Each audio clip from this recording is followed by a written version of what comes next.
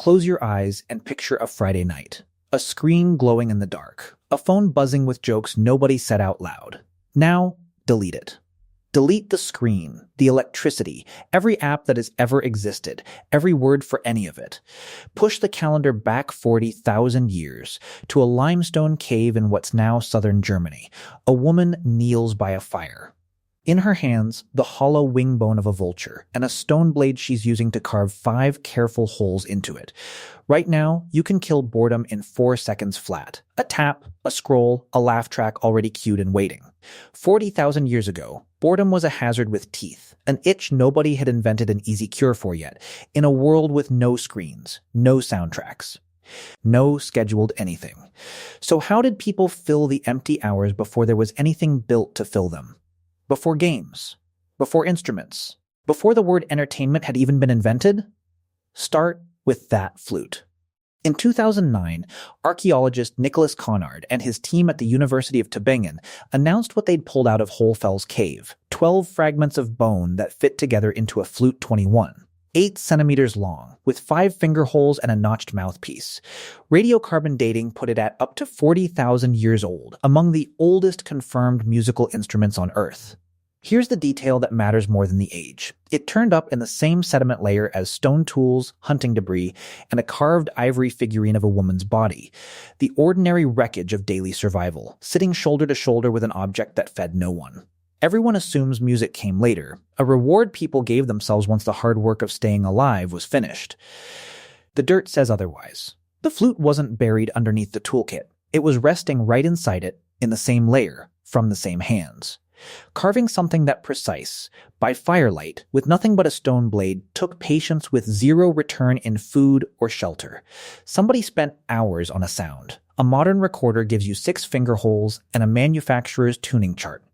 This one had 5, tuned entirely by ear, with no metronome and no second try if a cut went wrong. So what changed once people had time to sit still? In 1926, British archaeologist Sir Leonard Woolley was digging through the Royal Cemetery of Ur, in what's now southern Iraq, when he uncovered something with no connection to grain stores or weapons. A board of 20 inlaid squares covered in shell and lapis lazuli. 7 game pieces per player.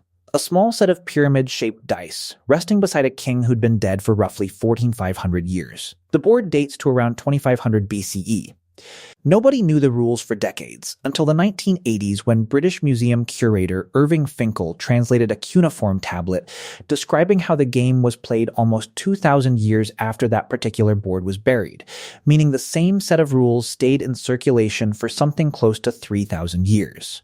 Longer than chess has existed. Longer than most religions. Everyone assumes gambling is a modern vice, dreamed up somewhere between a casino floor and a phone app. It was buried in a royal tomb next to gold and jewelry. The instinct to bet on a roll of the dice is nearly as old as the city itself. And it traveled.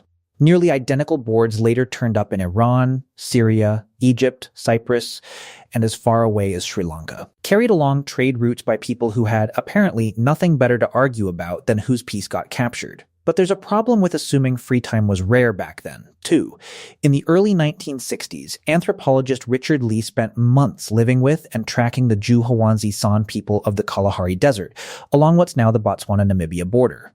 His fieldwork, published in 1968, found that adults spent roughly 15 to 20 hours a week gathering food. Less than half of a standard modern work week spent securing everything they needed to eat. The rest of the time went to resting, visiting other camps, storytelling, and trance dances that sometimes ran through the night. Later researchers pushed back hard on that number, arguing Lee hadn't counted the hours spent processing and cooking what got gathered, closer to 40 once that's folded in, not far off a full-time job today, minus the commute. Even using the stricter count, though, camps that size still built long, unstructured stretches into ordinary life. Rest wasn't rationed the way you might assume it had to be. So where does the drive to play actually come from in the first place? In 2000, neuroscientist Jock Panksepp and his colleague Jeff Bergdorf, working out of Bowling Green State University, published a study on something that sounds almost like a joke. They'd been tickling rats.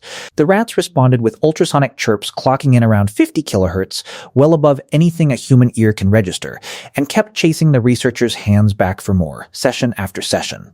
Panksepp went on to argue that play deserved a place among the handful of core emotional systems wired into the mammal brain, the same tier as fear, rage, and seeking. He built an entire field around the idea, calling it affective neuroscience, the study of what animals actually feel, not just how they behave.